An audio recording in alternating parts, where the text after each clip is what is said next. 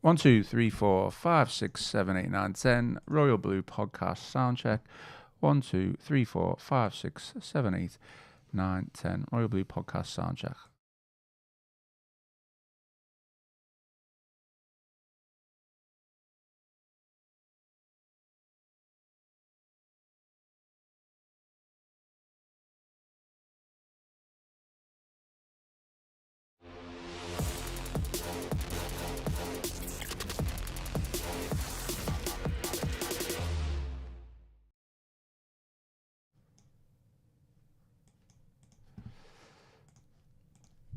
Hello and welcome to the Royal Blue podcast. It is the Monday show with me, Ian Croll. We are live on the Royal Blue YouTube channel, and joining me for today's episode to talk all things Everton, fresh off a week away from in Spain, we have Joe Thomas. Joe, how are things? All good? Yeah, very good. Cheers, very good. I heard you had a bit of a nightmare journey last night, a little bit of a delay, but you've made it into the studio. Made it into the studio back in the, well, it wasn't even the early hours by the time we got back after the fog delayed things on the way home, but rest assured that the first thing I wanted to do was make sure I got back into the studio and reacquainted myself with you, Ian. Well, that's it. I mean, you were so dedicated to the to the cause that you text me while you were in a Spanish airport saying, "What time's the podcast?" Absolutely. So I was like, "Don't you worry, Joe. It's me and you on today's show."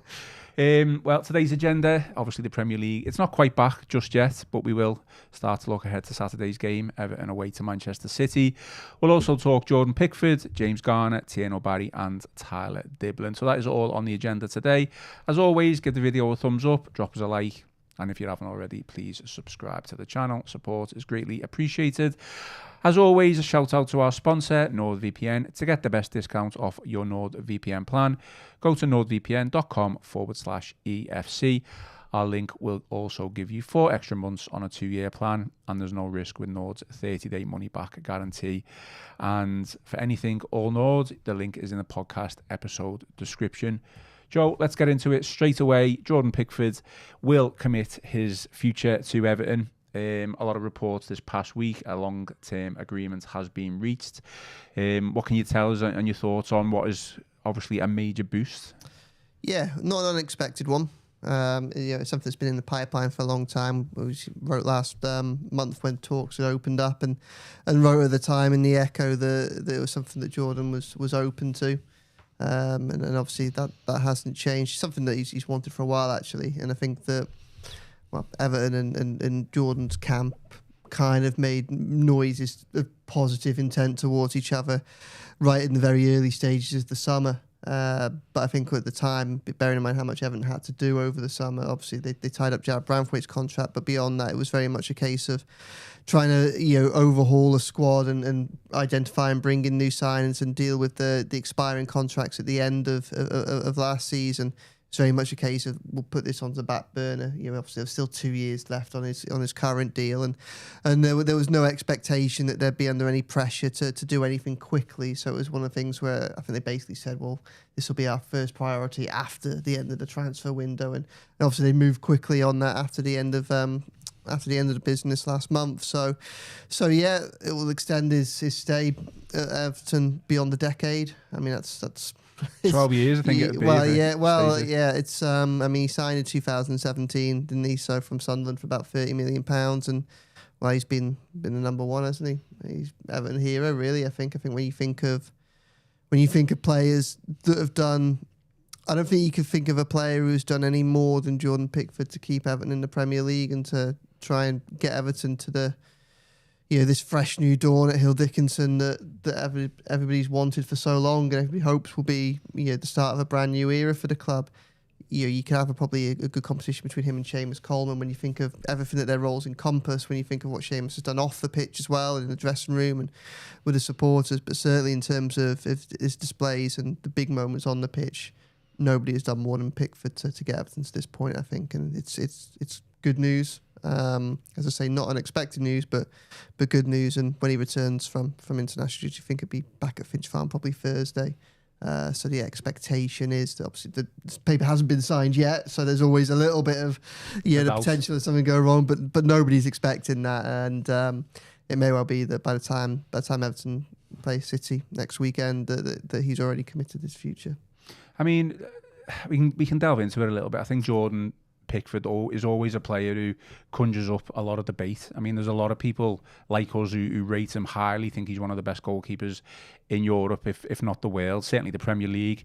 I know there's a stiff competition out there, but he does face a lot of criticism, a lot of critics, certainly when he's on England duty.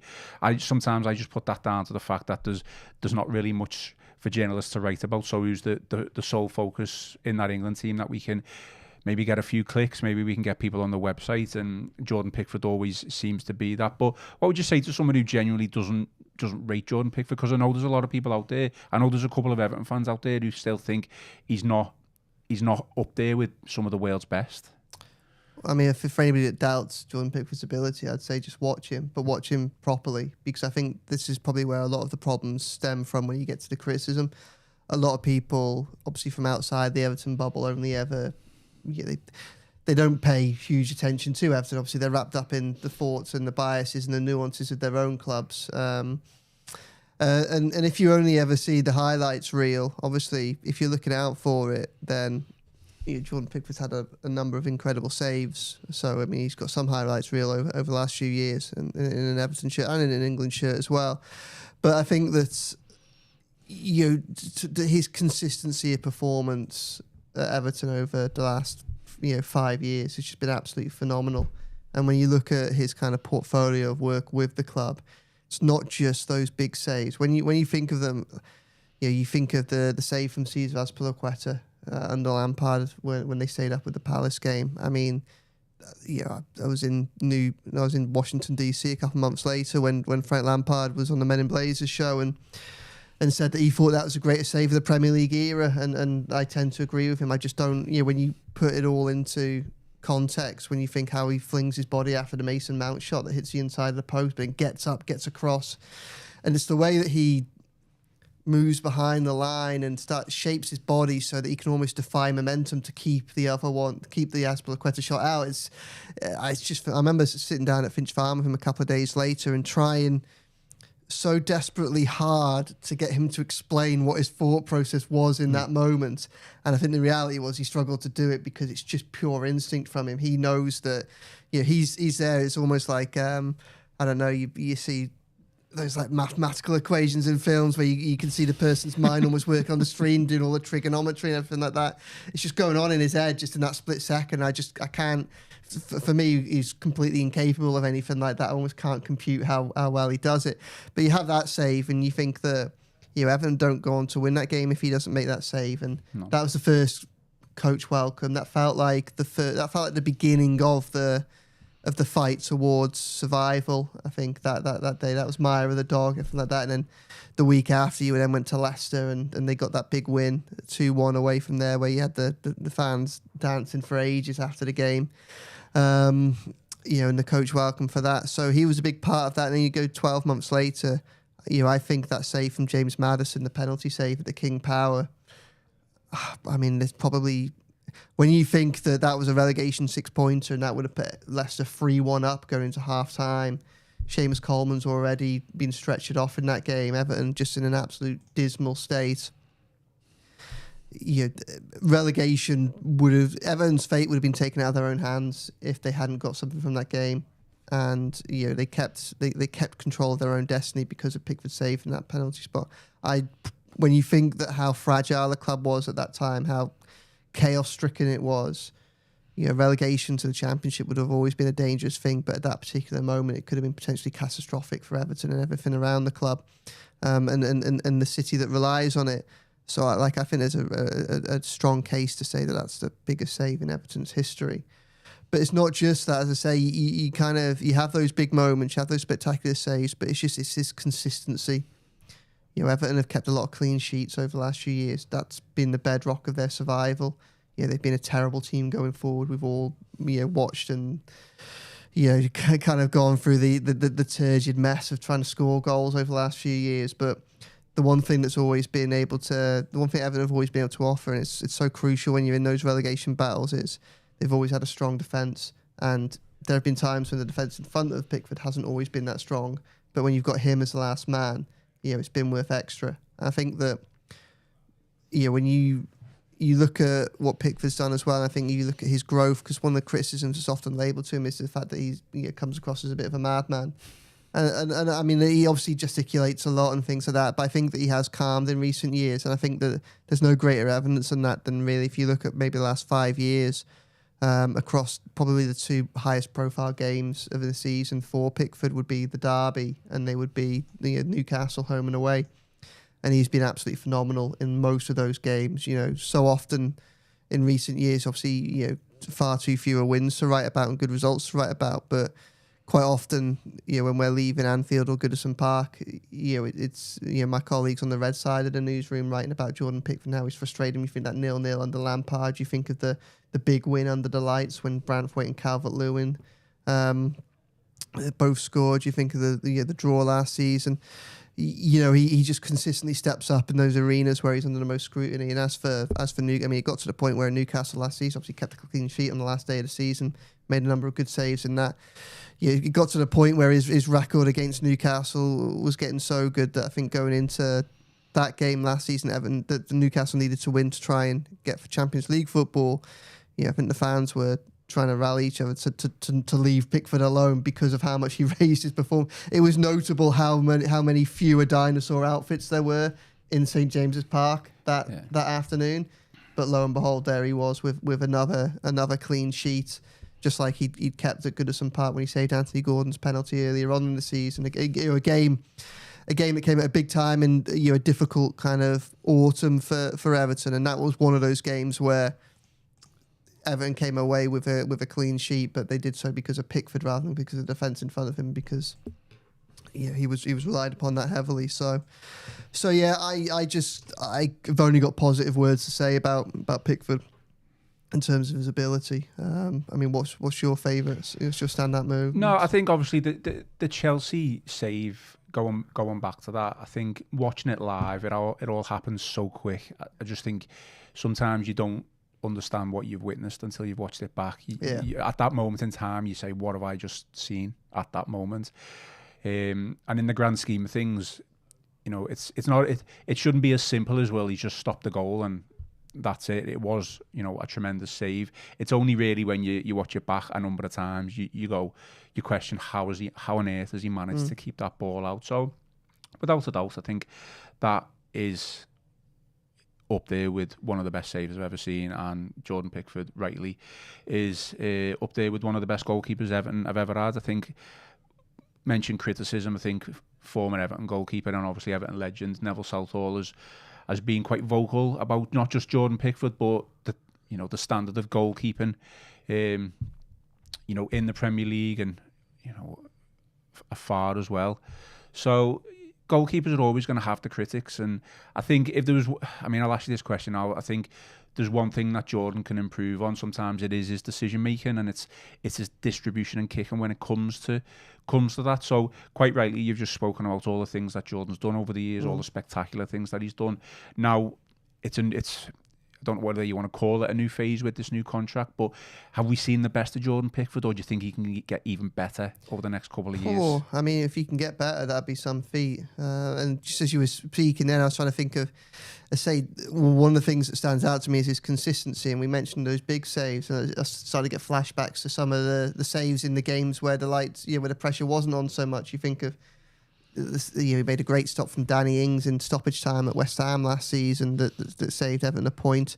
Remember Sheffield United game, the lunchtime kickoff at Bramall Lane a couple of years ago, that 2-2 draw just after the end of the transfer window, when he made, I think it was a triple save from Ollie McBurney at the end from the corner. And I had a bit of a head-to-head with Deitch after that game anyway, but it would have been so much harder if Everton had come away from that with having lost 3-2 as opposed to drawn 2 each. I think of the Willian save under Lampard. Just so many of them. They just keep coming.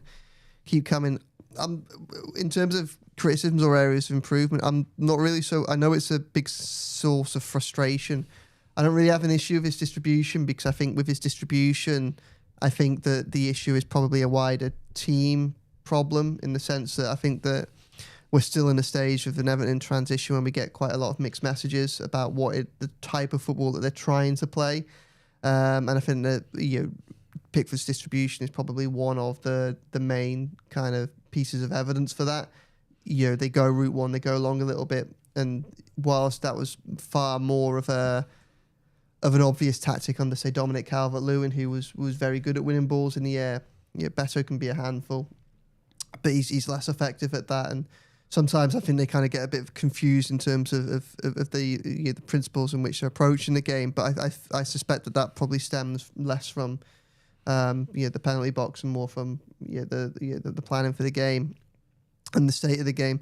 He still has a lot of gives me a lot of heart and mouth moments when he rushes out. I think that's where and it's there are so few mistakes I can think of him that have led to goals over recent years that I think it's probably more me being too kind of too nervy, too anxious rather than anything that he's necessarily doing. But there are a few heart and mouth moments, doesn't it, when he rushes out to the edge of his box and you just think, I think you'd get that with any keeper, though, wouldn't you? Any defence, it is what it is. Yeah. It's football's can be a nervous game. I think what I mean by just an observation, really, I think you're absolutely right. I think we're kind of stuck in between what the plan is at this moment in time. Do we play out from the back? Do we hit it long? Do we hit on the counter? I think at the moment it's kind of a mix of all three. But there has been occasions, certainly this season, and even more so the Palace game, where we were under a bit of pressure, and Palace have been on the attack. It's dwindled out. Pickford's got the ball, and he just kicked it long straight back to their keeper. And I just think that's what I mean about decision making. Just take a little bit of time rather than piling the pressure back on yourself, giving the ball away. I think there's other areas that he can certainly improve on, and he's certainly improved in the commanding area of his box, collecting the ball. I know he still prefers to punch the ball. I think that's clear for everyone to see. There's been vast improvements on that over the years, but I'm not worried in that sense. There's been plenty of ups and downs in Jordan Pickford's career, but I think we've got one of the best in the league, if not Europe, and he's going to sign a new long-term contract with Everton. And I think, is there more to come from Jordan Pickford in terms of improvements? I think we can only hope. I think the one question I would ask Joe, by the time his contract starts to run out, he's going to be, I think he's 31 now, I think he's going to be about 35, 36. At what point, I'm not kicking Jordan Pickford out here, by the way. At what point you start succession planning? Well, yeah, I think it's a valid question, isn't it? Because, all due respect to, the keeper that we've got now to back up to Jordan, he hasn't started great in terms of even in pre-season and then even against Wolves. So, I think maybe I'm a little bit premature with this question, but I still think you got to start looking at some point. Yeah, I think it's a legitimate question to be asking, and maybe Mark Travers it was viewed as the answer. Maybe he is viewed as the answer. Obviously, he's 26, so he's 5 years younger. So he can learn a fair bit from Pickford before maybe taking on the reins. You are right that he hasn't perhaps covered himself in glory in the games that he has played so far, but it must be so difficult in that position more than any to kind of come in and out the team. So I'm not sure how much we can read from that. It's a really interesting one in terms of succession planning for goalkeeping, because if you look at what Everton did over the summer, and actually quite a number of the young keepers that had first team experience, albeit not with Everton, kind of left the club. They had a bit of an exodus with the goalkeeping. Obviously, Asmir Begovic and João Virginia both went. Both of them had obviously made first team appearances. But so too the likes of Billy Crellin and a couple of others, and Luke Laban, and those players that with the right kind of back in. If you'd give them 2 or 3 years down the line of the right, maybe they could have gone on something. But obviously, if they thought that was going to be the case, I think they would have kept them. I mean, they've got a really good crop of very young goalkeepers. Douglas Lukankic is very highly thought of, and he's part of the England youth setup. And George Pickford is plays well for the under-21s.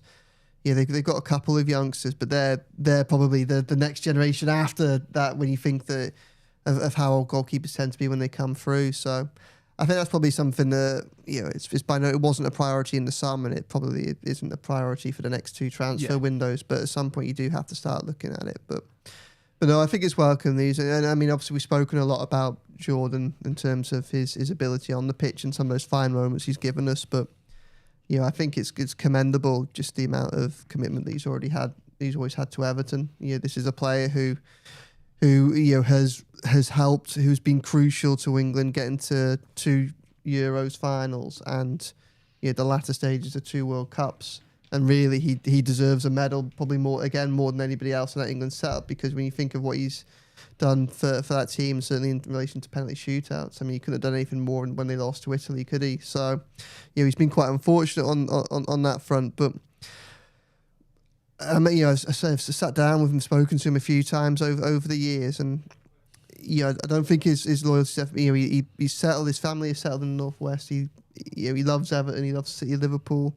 Loved Goodison Park. He had a box there. If you went into his box, he had he had basically had the box wallpapered so that he had pictures of him, in action around there. Why not? Like, but clearly, like, he just loves that and loves being there, and he loves Everton because he is a player that, when you look at, there are so many clubs in and around the Champions League equation, and clubs that want to be around the Champions League equation that have had terrible track record of goalkeepers over recent years.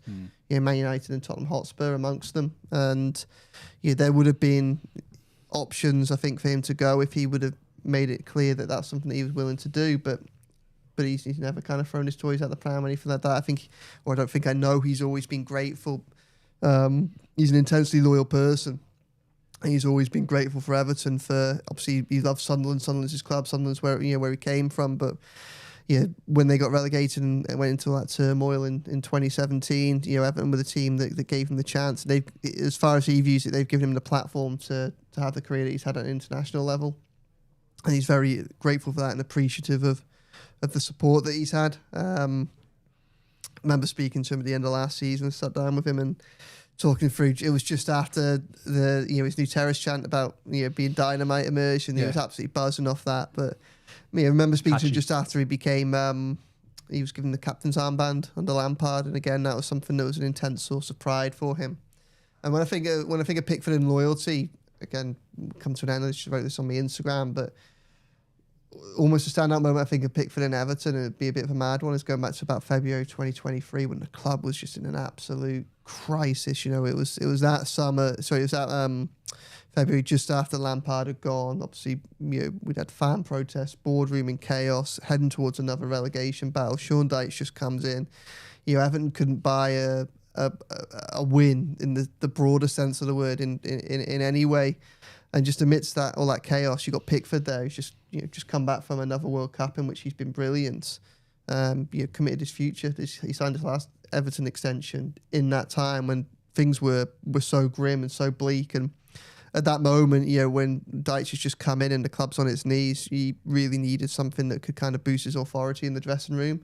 And having England's #1 goalkeeper, at the height of his career and his excellence, coming in and saying, I'm happy to commit my future to Everton despite all this uncertainty, was a huge boost for the club, for the fan base, and for the dressing room as well. So, his loyalty's never really been in question, but he's put his money where his mouth is on that front. I'll just address some questions that have come in on the live stream. So, questions and comments, I guess. Nash EFC says, so nice not to worry about a goalkeeper. Nothing worse than having someone who is unreliable in the sticks. Danny Church, Pickford becoming the next big Nev and just needs a trophy.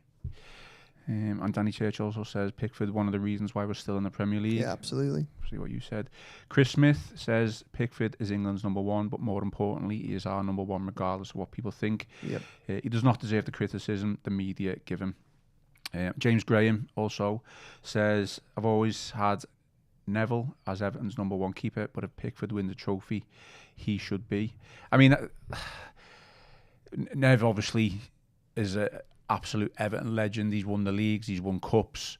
I think Jordan would probably have to try and match that to surpass Big Nev, but you'd certainly put him as a very, certainly top 2-3, wouldn't you? Yeah, absolutely. All time, if we're going to have that conversation. Yeah, and I think, obviously they've him and Neville have performed their heroics at kind of different parts of where the club's trajectory has been, hasn't it? And they're both as important as each other because, as we said earlier, that if Everton had gone through the trapdoor in those few years, then goodness knows what would have happened as a result of it. So, Like someone just said there, it'd be nice to see him win a trophy. It's just, again, I still get pangs of regret about that night at Wolves, in the Carabao Cup earlier on this season, where you just think there are a few players that, obviously Coleman being another one, that it would just be so nice. I mean, it'd be nice for everyone, for Everton to win silverware, but there's a few players that you kind of almost think that it's the last thing missing from their Everton CV. Yeah.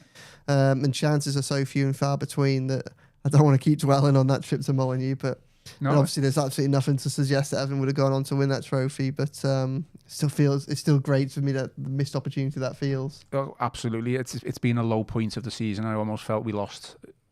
Certainly a lot of momentum after that. Hopefully got it back now after Palace. I mean, since then, Illiman and Dye's come out, quotes from I think an interview we did with Everton Media, talking about how he wants to win a trophy, and then you just look back at that Wolves game, you just think it was certainly a big chance. Obviously, it wasn't a quarter-final or a semi-final stage, but certainly Wolves was a team where you think we can get through there. I mean, you're right, we shouldn't dwell on it too much, but it does great, and it's certainly annoying. And I think privately, whether people will agree with this or not, I think he won't say it publicly, but David Moyes will certainly feel a little bit he made a bit of a mistake there. But if we'd won, he'd be like, well, made the right decision, but I guess we didn't. Just last comment here on Pickford. So Carl Barden says Pickford is a great keeper and he's as mad as a box of frogs, which he is a little bit, but all goalies are, aren't they? That's why we love him. Moving on then from Jordan. I mean, I know you were off last week, Joe, but obviously Everton announced that James Tarkowski had signed a new deal. Me and Paul Wheelock did an in-depth show on that on Wednesday, so you can go back and listen to that. But two more players who hopefully going to sign deals over the next couple of weeks, months. James Garner, Vitaly Mykolenko. I like to speak about James Garner, to be honest, Joe. I think he's been speaking about his versatility and his positioning and his England aims and stuff like that. So I've just got a quote here which I'll read out. So he says, I am very versatile. I can play pretty much every single position. I have played pretty much every single position for this club apart from striker and centre-back. That could definitely play in my favour in terms of how we can get into the England squad. He says, ultimately for me, it's just keeping on playing consistently well, winning games on the weekend, and show them that I'm a natural winner and a half-decent player. I think after the Palace game, I was kind of pushing for James Garner to be moved to the right back. Now I know he's done really well in that central midfield role. He certainly started that off in pre-season.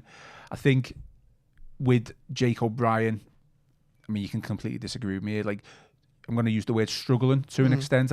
I think he's done a fantastic job as a right back, but it maybe is showing now that he is clearly not a right back, and we've discussed this at length on the show, that James Garner is the club's most natural right full back. In terms of from a versatility point of view, if you're going to put someone in there, you should immediately look to James Garner. Now, I understand the argument, well, what about midfield? And I guess we can come on to that. But if James Garner was to break into the England squad, he's going to find it very tough to do that from a central midfield point of view, because there's so many people, so many players ahead of him. Does he not just need to kind of bite the bullet a little bit and think, if I want to play for England, right back could be the place where I hear me call up? No, I actually think the opposite. I think that England squad has a few weak areas, but right back's probably one of the strongest it's got. I think it's got more depth at right back than it has in centre midfield, to be honest. And I think that James Garner is more at home in centre midfield than right back. I mean, what Thomas Tuchel doesn't have to do, that David Moyes does, is he doesn't have to put square pegs in round holes. And that's what we'd be doing with Garner at right back.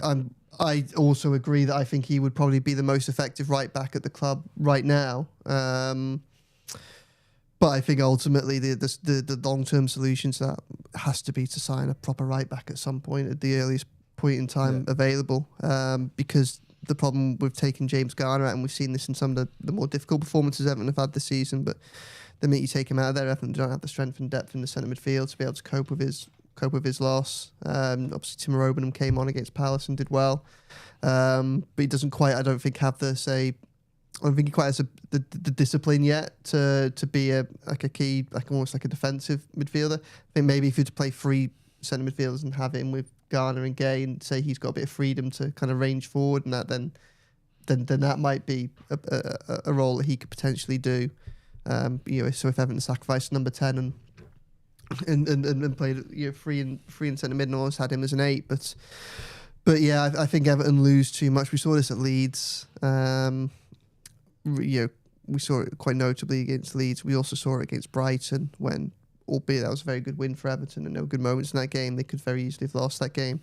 The Everton just don't have the depth to take him from centre midfield. And I think he's done well this season, Garner, and I think he's done really well when he's played in centre midfield. So I think England conversation is still a little bit premature, if I'm being perfectly honest. When you think that the some of the names he's being mentioned as that he would be competing against.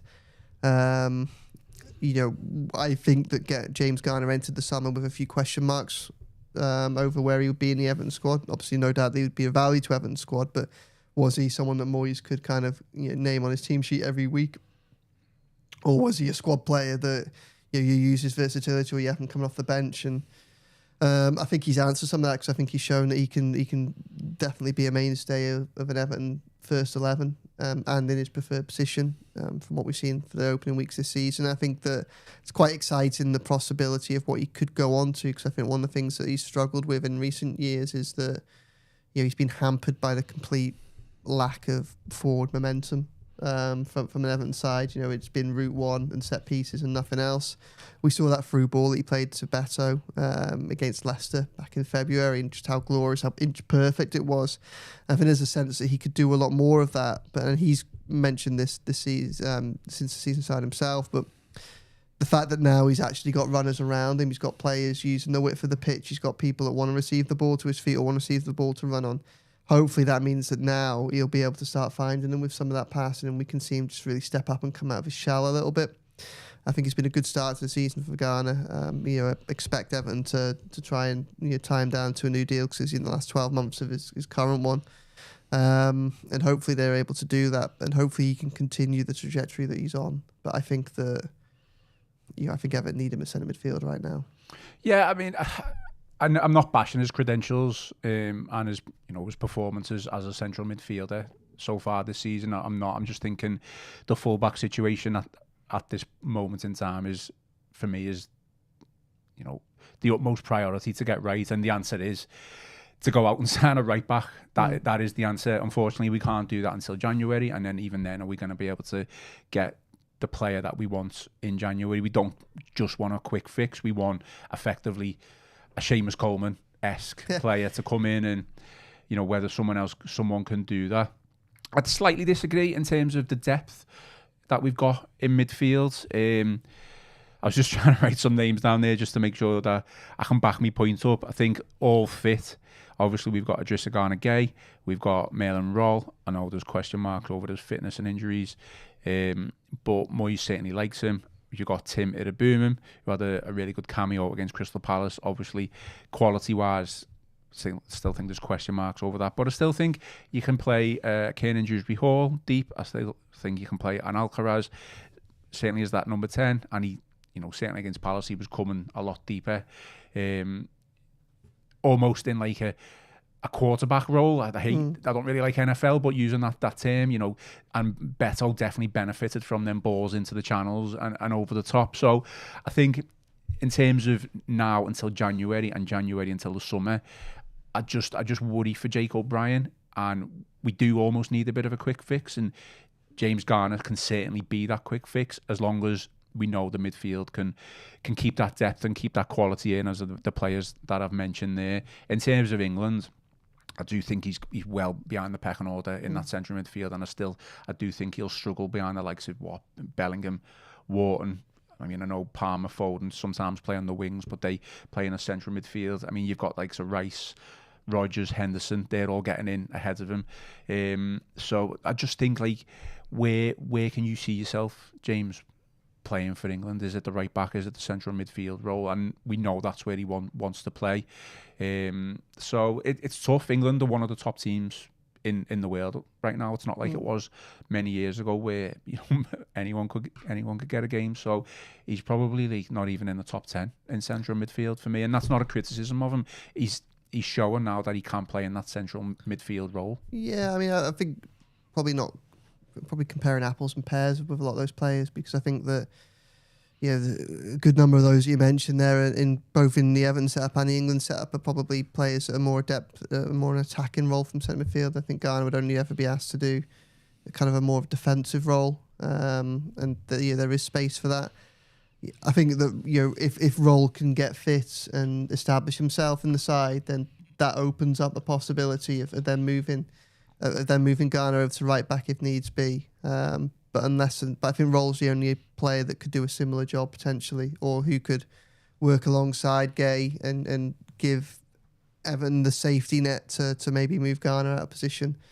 I think that Alcaraz and Dewsbury Hall are very technically proficient, and I'm up for the idea of them being the third centre midfielder. And maybe if you don't have a 10 and you play like a flatter centre midfield structure, you give someone like them the freedom. You say go to Garner and you go to Gay. You say you do the hard yards, and you give the freedom to someone like an Alcaraz or Dewsbury Hall to then kind of dictate play and get on the ball then and burst forward when they can. Then I think that could be a positive thing. But I think that the minute you take Garner out of that equation, then it causes problems in the middle. And bearing in mind that, albeit some wingers are having some success against both fullbacks, because I don't think Mikalenko is having a particularly good season. The big strength that Everton have got defensively is their ability to defend the box. So long as they can so if their issues are out wide, then you'd still back their chances to be able to deal with the problems that come as a result of it. The issue, if once you put the issues down the middle of the pitch, then that becomes a lot harder. I don't really see any sense in strengthening the right back position to weaken the midfield position and create a threat that's then far harder for this Everton side to handle. In terms of contract, obviously his contract's up at the end of the season, like it is with Vitaly Mikalenko. I guess on a broader topic, it's good to see the club being proactive in getting these sorted, because as we know last year, we know finances and uncertainty off the pitch was a contribution to not signing players up earlier. But we need these players signed up, even if it was to sell on at some point in the future. Yeah, no, I can completely agree with that. I think there probably wasn't a way in which the last summer was ever going to avoid becoming a mess, because there was just so much to do. There was so much to do that trying to get it all sorted and in a manner that made sense and was coherent was probably impossible.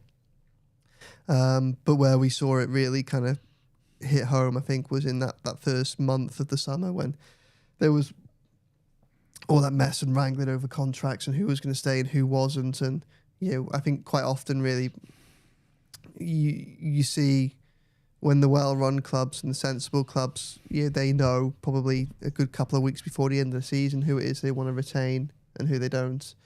Everton would, well, to be honest, it was past the contract dates in the beginning of July when we're getting some of the answers on some of these players, like Idrissa Gueye and that. So there's no doubt that it made a complicated summer even more complicated, and there was nothing really that anybody in the current regime could have done about that, because there were issues that had been postponed and delayed by previous regimes, again completely understandably, because Everton just didn't have the capacity and perhaps the finances to kind of make some of those long-term decisions.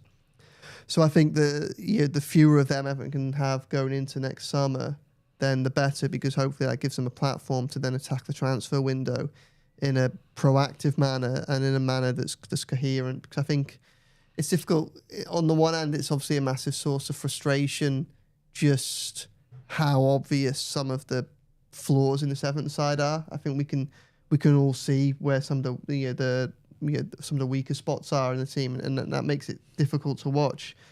But there's also a sense of comfort in that, in the sense that you kind of think, well, everyone can see him, so surely they're going to get addressed at the first opportunity. I know it's far easier said than done, and things haven't always transpired in that way. But what I take some comfort from looking at this Everton side is that you can see that progress is already being made, and you can see that the team is getting better and better, and it's picking up good results, and it's had a very good start to the season.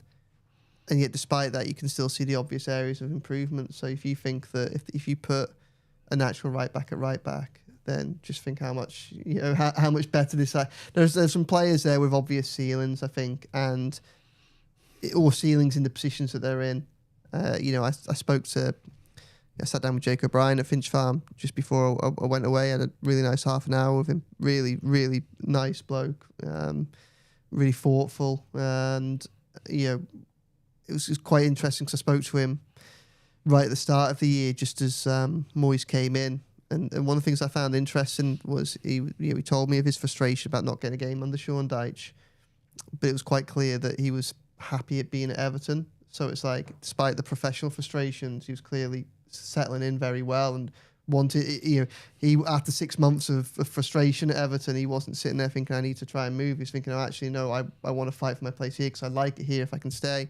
I think he's done a brilliant job since then. And I think, to be honest, I know Tarkowski signed his 2-year deal last week, but I think it's pretty clear to see that there's a pathway opening up for O'Brien to eventually move across to centre back. That's a transition that I think we can see in the mid-term. It might even be a next summer that you can maybe see Everton trying to move, fitness providing, perhaps try and move towards a Branthwaite and O'Brien centre-back partnership. He would like that, I think. You might see it sooner rather than later if our defensive issues from an injury point of view don't sort themselves out. Obviously, Keane had a bit of a hip injury, didn't he? So I don't know what the situation is with that. But well, that's important context as well, because then Branthwaite, if O'Brien has to move then across to cover Keane, then you have that right back spot question again. Albeit Coleman did pretty well against Portugal. Is that for Ireland? I was going to ask you that. Now that you brought him up, I'll just ask you. We've had this conversation in the past, and Seamus Coleman has the right to do anything that he wants. Is there not a bone of contention or a bit of frustration that Seamus Coleman's putting out performances like that? Did they get beat? Because I didn't see the game. They lost 1-0, but he had a good to performance. Portugal, but the goal was scored in stoppage time, and O'Brien got man of the match from an Ireland perspective. Did he play the full 90, Coleman? He played the vast majority of the 90. He got substituted quite late on. I think he got substituted quite late on. He's still able to put out these performances even at that age, and Everton are desperate for a natural right back, and quite clearly he can still do he can still perform at the highest level, if that's what you want to call it. And I don't know, I just feel a bit like sometimes you should pick your battles when you come to international duty and your professional playing career. I think that is almost part of the problem, though, because we've seen him do it for Everton as well. And I think what Moyes is trying to do is or what I would assume he's trying to do is he's trying to create a coherent kind of first 11 there that can build relationships on the pitch and know how each other operate. And the problem with Seamus Coleman is nothing to do with, obviously we know his leadership and his mentality and his professionalism is absolutely flawless. We also know that he's got the ability and he's got the intelligence to do a job over 90 minutes. We're going away to the Etihad at the weekend, and obviously it was there on, was it Boxing Day last year where Everton got a really useful point, and he played the 90 minutes in that, and he was brilliant. He got in Haaland's face and before the penalty that Pickford saved, and I remember being in the battles of the Etihad after that game and speaking to Seamus after the match, and clearly buzzing with his performance. Then didn't see him again for months, and that's the problem. I think that he's clearly got the ability to do the job in short bursts. Does he have the durability to maybe play 3 games in a week? Probably not. And the problem is when you're trying to kind of maintain positive relationships on the pitch, that then makes it harder. So I have no doubt that he could come in and do a job against Man City again at the weekend. It's then whether he can then also do the job against Tottenham 7 days later, and then so on. And what you do for the stability of the team if you keep making changes, that's where it gets a little bit difficult. But obviously with international duty, the games. Well, one, let's be honest, the Republic of Ireland. I was going to say it's less competition. I mean, Everton at right back aren't particularly well blessed, but but he does have the ability to. Obviously international breaks come once every. I mean, they're coming too often and too fast for my liking at the moment. And obviously there's another one in November, but you do have that 5 or 6 weeks in between games, don't you? So you can kind of do that. It's not the first time this has happened with Seamus. He's in the past, I know for a fact he's had, 1 or 2 really good performances for Ireland in the space of like 4 or 5 days, and then he's picked up an injury, or it's like you say, physically he just can't then play for Everton in the next game, 4 or 5 days later. And I think we've already just answered the question there. He could probably do 1, maybe 2 games, but then that third game in the space of 7-10 days, it is just too much. So it'll be interesting. Probably a more prescient question would be, what would it take for you to have another look at Nathan Patterson? Yeah, I think a lot of people started to question that after the Palace game. Certainly after the West Ham game as well, where O'Brien, I thought he did okay in the first half. Certainly going forward, he obviously had a tough time in the second half against the West Ham winger. It was Diouf, wasn't it? He was the left back, wasn't he? But Somerville was the left winger. Yeah, I mean those two really did a number on O'Brien in the second half, and it was clear that we were struggling a little bit. So, I mean, I think a lot of people will be shouting down at this podcast that Nathan Patterson's just not good enough, and that is why he is not getting a chance. But I guess he is a naturally right-sided full-back. I agree with you. Do you go back to that? Do you question going back to that?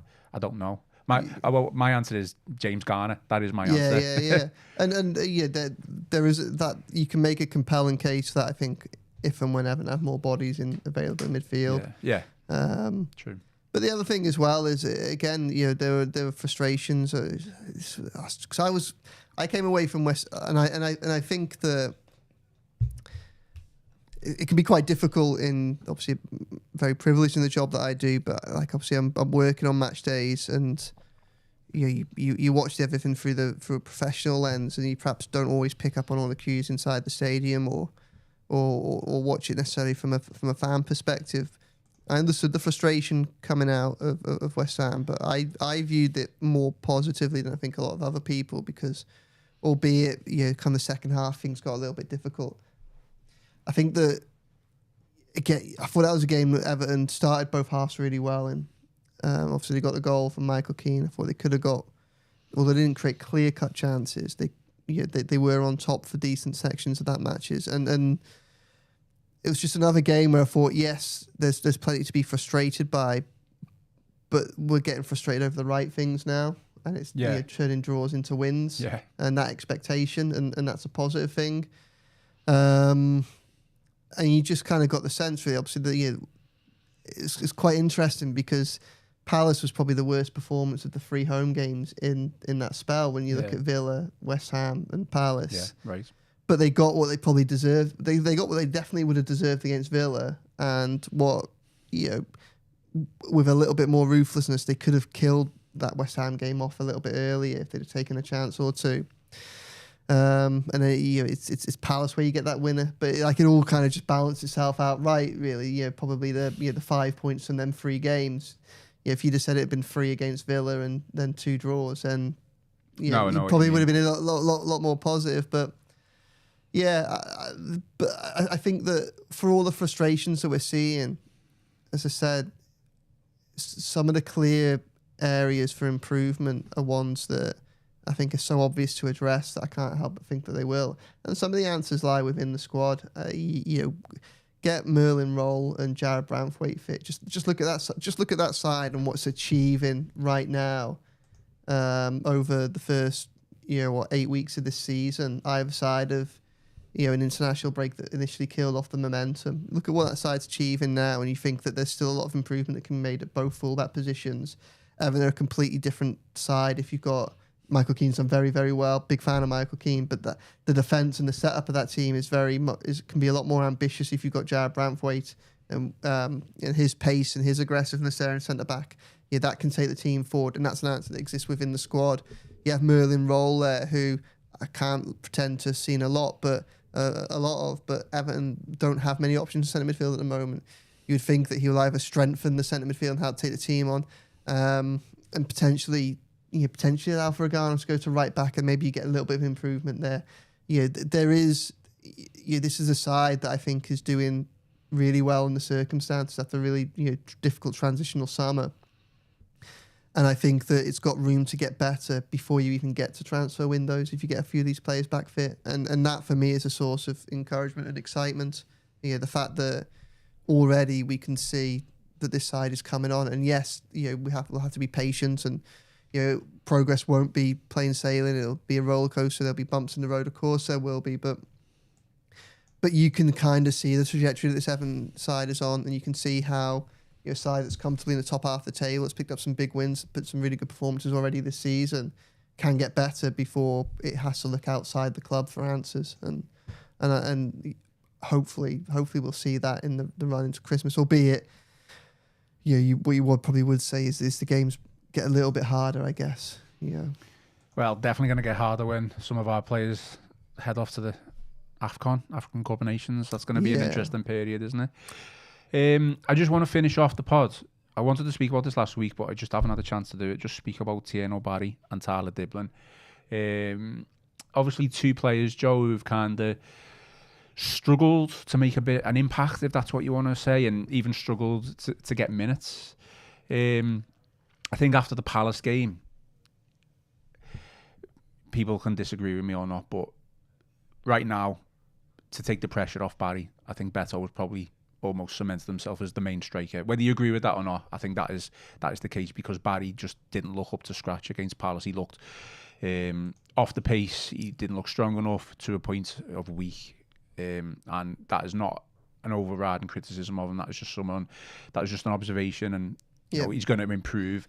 I think Tyler Dibling, Moyes just tried to throw him in certain times, and he just obviously failed to make an impact. I've been a little bit frustrated with certainly Dibling's use from Moyes, where I think he could have used him a lot more in terms of from the bench, giving him a little bit more minutes to make more of an impact. So I guess my question is, how does the manager integrate both of them into the side? Yeah, I think probably twofold. I think firstly, and this might sound counterintuitive, but I think what would probably be quite useful now is for Moyes just to settle on a team. Yeah. And if that is a team that doesn't start with Barry and Dibling, then so be it. I think that because that forward line is doing all right, but it's not quite. And we've spoken in the past about how I think in that Everton side there are a lot of confidence players, and certainly in the attacking dimensions, you put Beto and Barry and Dibling, probably Alcaraz, amongst them. And probably the worst thing that you can do is constantly giving them a game and a half. One comes in, doesn't do very well, you hook him after an hour. Yeah. Next one does all right, a little bit better. So then you start him the next game, but then he doesn't very well, so you hook him after an hour, and you just have this kind of cycle where nobody ever builds the confidence. I think that with Beto, he's a handful. He always is and always has been a handful. He creates opportunities for others just by being on the pitch. There's a lot of finesse and ruthlessness that's perhaps missing there, but we do know, because we've seen it, that when he does get his confidence up, he can be a really good finisher, and he can be a real asset to this side. So I think that what you perhaps do now is you stick with Beto for a couple of games and you go with it. And then what you hope is that you create, so that's my first one. So for part one of the plan is to actually not have them in the team. But then part two hopefully comes from that. The team settles a little bit more. And I do think this side, it's done a couple of times already this season. I do think this side will blow away a few teams this season. Like I do. I think it's got the company, it's got the potential. And when Moyes can get those fast starts, right, like he did against Wolves in the league, like he did against West Ham, but didn't necessarily get the goals coming from it. The hope is you create conditions where it's far easier for these players to come on and find their confidence.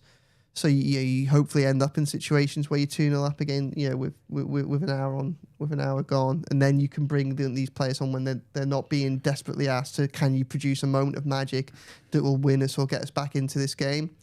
So part two is Moyes becoming a little bit more proactive with his substitutions, and hopefully you'll have seen a bit of encouragement from that after his substitutions were so effective against Palace. Again, something that we've spoken about, a fair bit.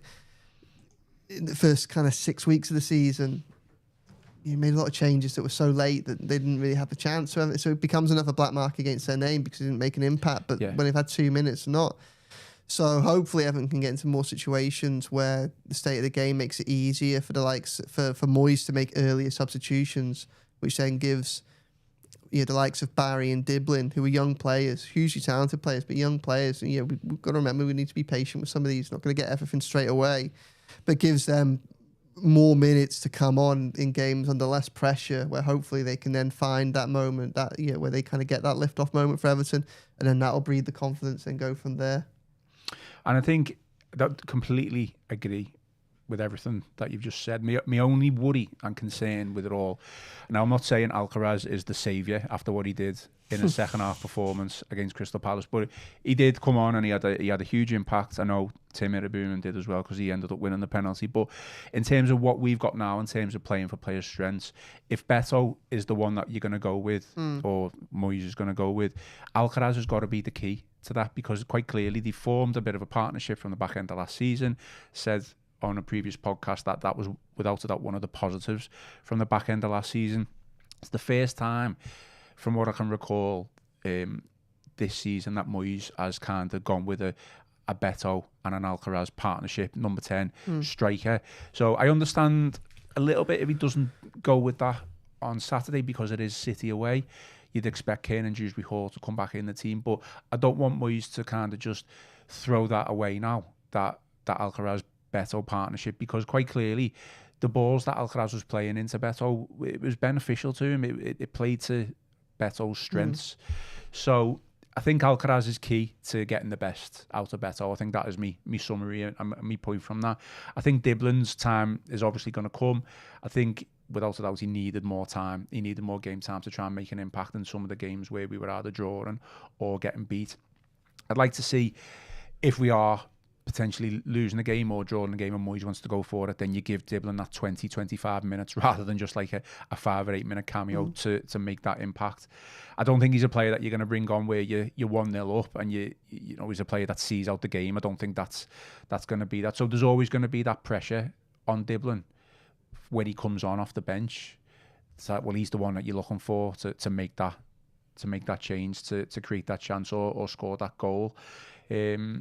Barry, I mean, it's going to be very difficult to fit him in the team if Beto continues with some good form.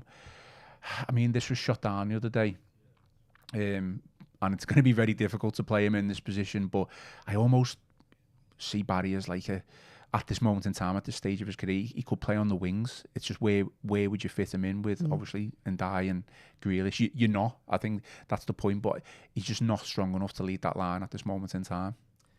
No, so, I mean, again, I think the best way to do it is try to create the conditions which mean that he can find confidence under less pressure in his favoured position. And if that means sticking with Beto, hopefully Beto can find the form that he gets the 2 goals in the first hour that allow Moyes to make earlier changes. I mean, go back to Alcaraz. I love Alcaraz. I think he's brilliant. I loved him at the club at the end of last season. I thought he was fantastic. And I think he can genuinely feel a bit hard done by with almost the way the summer kind of panned out. I'm a little bit confused by the length of his contract. The 2+1 years. That's a bit of a strange one. And I like Dewsbury Hall a lot. I think he's been a great signing, and I think he's someone that just improves the quality of that team a lot as well. But I think Alcaraz can rightly feel hard done by that he's ended up having to compete against a player of such quality for that kind of number 10 spot. I love the idea of obviously you've alluded to this already. I love the idea of going to having Idrissa Gueye and maybe. I like the idea of having like an Idrissa Gueye and a Dewsbury Hall alongside each other, and then an Alcaraz in front. It's just the danger of taking Garner out of there, and I certainly don't. Whilst I wouldn't be against kind of investigating things like that, I just think obviously the next 2 games, City and Spurs, are 2 games that you're not going to do that in. And then after that, is it Sunderland and Man United? I think it's something along those lines. I think Sunderland away. Fulham as well coming up. Is that Sunderland away whenever that is? It's a Monday night, isn't it? So Sunderland's before Fulham. Sorry, yeah. Yeah, Sunderland's just going to be a big test. It's going to be a massive test of Everton's kind of credentials at the moment, because it's the type of game where you'd want Everton to go and put a marker down and go and win and just say, we're above that kind of level of the newly promoted upstarts who have had a really good start to the season, but we're going to be competing in a different kind of area of the table. But Sunderland have started brilliantly. Fair play to them. And a lot to like about that club. I'm really, really looking forward to going up. It's just funny, I've had this conversation a few times, obviously speaking to people around Pickford this weekend.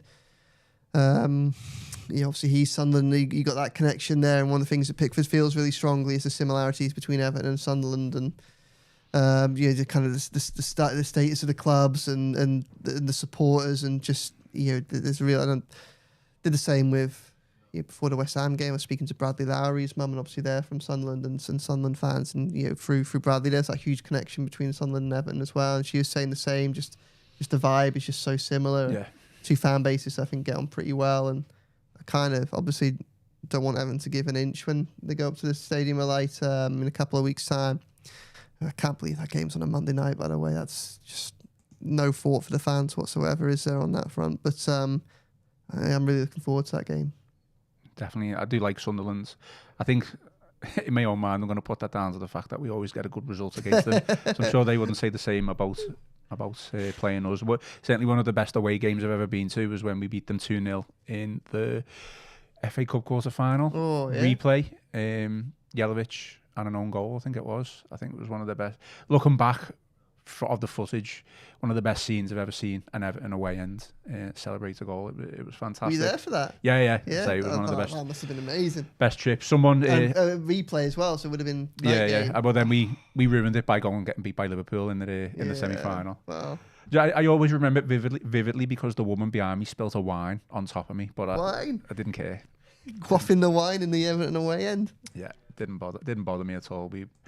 We won, and then we progressed to Wembley. I'm not going to have time to read out these comments, but any final thoughts, Joe, before we shoot off? Just trying to think now. No, I think we'll leave it at that. Obviously, we will look ahead to City later on the week, won't we? So. Definitely, yeah. We're back Wednesday. We'll be back Friday. Joe and Chris will be looking at preview content and David Moyes' pre-Manchester City press conference. So looking forward to that. I'm sure we'll get our predictions and obviously debate the starting lineup of what David Moyes is going to select on Saturday. That is all for today's show. Please remember to give us a like and subscribe to the channel and drop us some 5-star reviews on Apple and Spotify. Most importantly, enjoy the rest of your day. Enjoy the rest of your week. I've been Ian Croll, joined by Joe Thomas, and this has been the Royal Blue Podcast.